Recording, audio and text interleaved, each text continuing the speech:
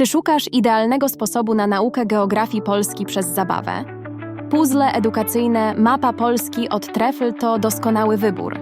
Ta pięknie ilustrowana układanka wprowadza dzieci w świat polskich miast, zabytków i przyrody w angażujący sposób.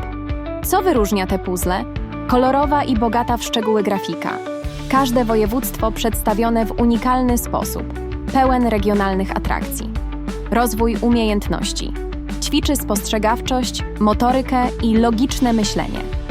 54 elementy. Idealne dla dzieci 4+, by w łatwy i przyjemny sposób poznawały Polskę. Jakość Trefla. Trwałe, odporne na częste układanie i bezpieczne dla maluchów. Dlaczego warto? Nie tylko dzieci będą miały frajdę.